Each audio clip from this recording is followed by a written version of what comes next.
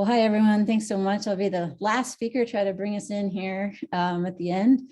My name is Viv Hutchison, and I am with the U.S. Geological Survey. I lead a science data management team there for enterprise-wide bureau data management. So we'll get started here.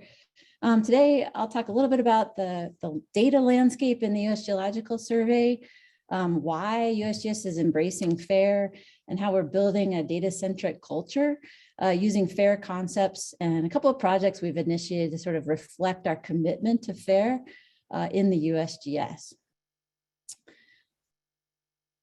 So the U.S. Geological Survey is a bureau within the Department of the Interior. It's focused on the earth sciences, so that includes water, biology, energy and minerals, and hazards. And we provide unbiased, reliable scientific research to other scientists and decision makers, policymakers, and the public.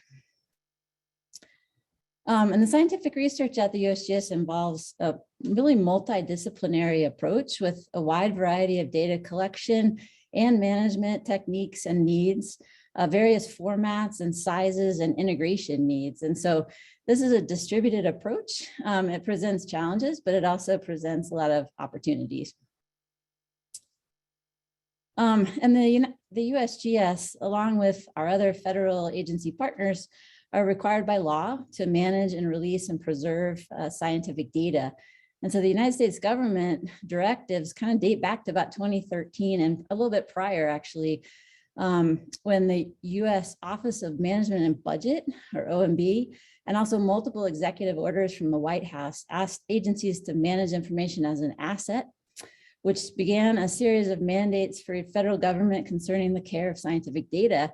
And so most recently, we had the 2018 President's Management Agenda lay out a cross-agency priority, or CAP, goal, which was leveraging data as a strategic asset.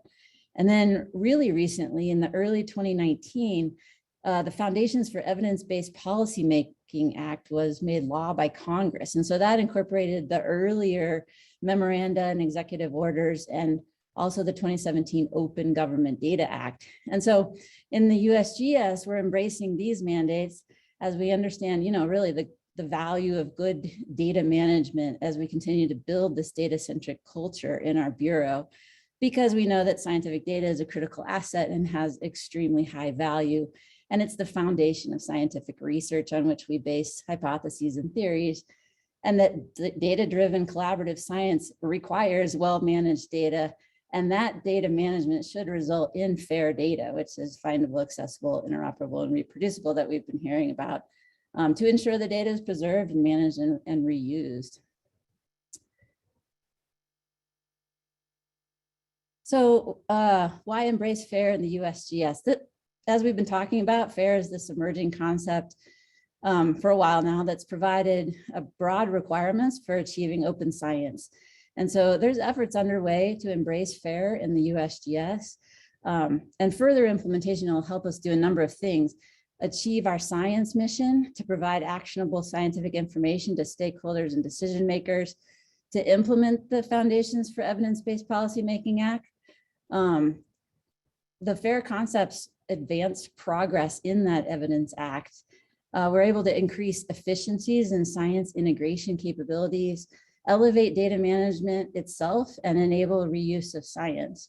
And then also just continue to encourage researchers to value data sets and software as important contributions to the scientific record in addition to publications. And so to realize that USGS vision for automated and predictive and integrated science that provides timely and actionable results, our Bureau has to provide knowledge and support services and so forth to develop skills that can be applied within our infrastructure to build on this data-centric culture in order to align all of our research projects with FAIR data principles. So in the USGS, a lot has already been done to invest in building a FAIR and data-centric culture. And we've developed sort of a data governance framework to better manage and release scientific data along these lines. The governance framework includes coordination of policies and people and applications and tools, and some assessments and roadmaps. And so we'll look at a few of these points in the next couple of slides here just to illustrate our path to fairer scientific data products. So the USGS has what we call fundamental science practices. They were established in 2006, and these are policies and practices and operational principles that guide scientists to perform federal science. And the policies are governed by an advisory council, which is comprised of representation from people across the USGS and led by senior executive leaders.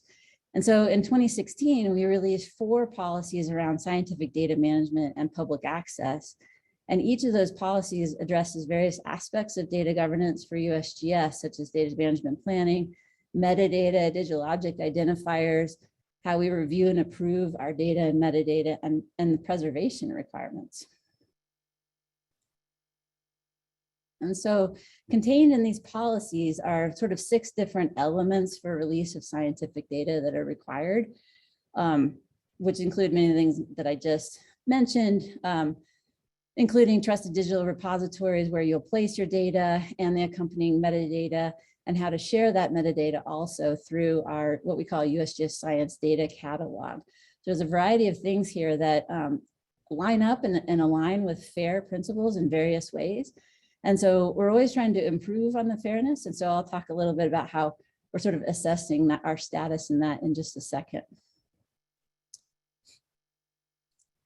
In support of the policies for USGS scientists, we have a science data management team, which I lead, whose mission is to optimize and share our data management practices and workflows to ensure that USGS scientific data are fully described, preserved, and publicly accessible.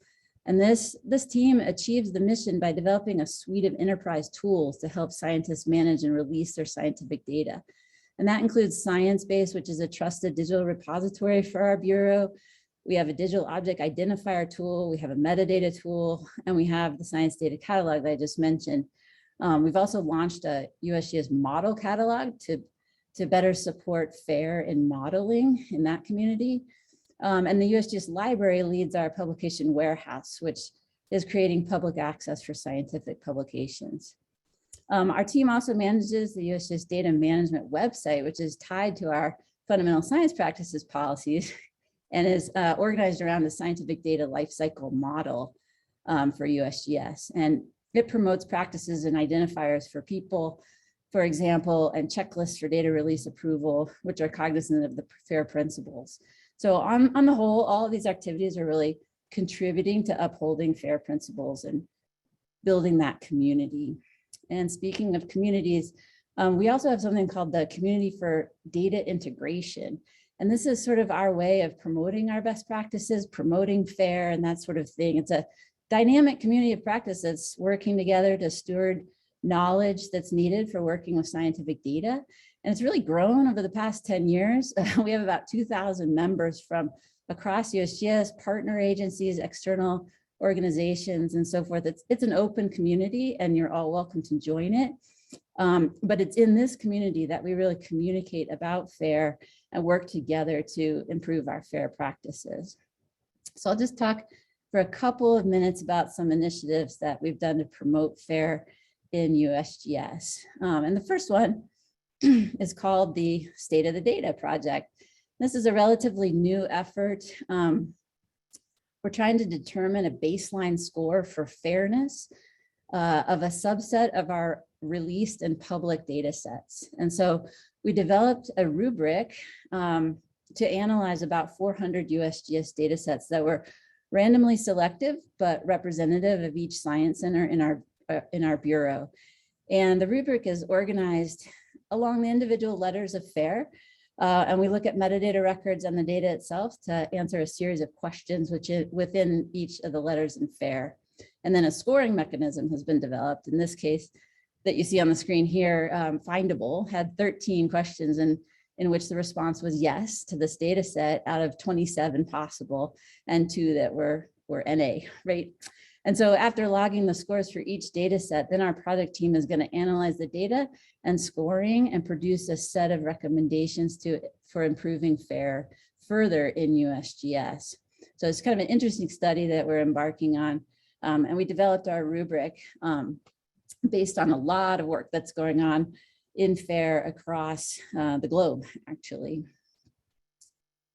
And then lastly here, as FAIR principles are increasingly used to sort of guide producing digital scientific data products that are fair, the CDI, or the Community for Data Integration that I just mentioned, funded a project in 2019 to convene a sort of broadly representative workshop and produce a roadmap of recommendations to better enable FAIR at USGS. And so the workshop brought together 28 participants for 3 days to engage in this topic. We looked at use cases. We discussed the roles of data producers and data managers and storage and catalogs and value-added services and so forth, and our policies. And then as a result of that workshop, we really focused on how we could support research teams in creating FAIR data, metadata, and other scientific products, and how to support our enterprise systems that maintain and leverage those products' fairness. And so the result is this FAIR recommendations roadmap. It recommends 9 sort of interdependent strategies that contain 88 actionable recommendations. It's quite a few. And the purpose is to increase our ability with FAIR in USGS through sort of coordinated actions that can be taken across different areas of the Bureau. And we hope to have a sort of an implementation team established to help us do that. The roadmap is in publication now. We hope to have it published by about June of this year. So it should be available to distribute after that. And that, I think, is the last I have. So, and since I'm the last one, I suppose I'll pass it back so we can have some discussion.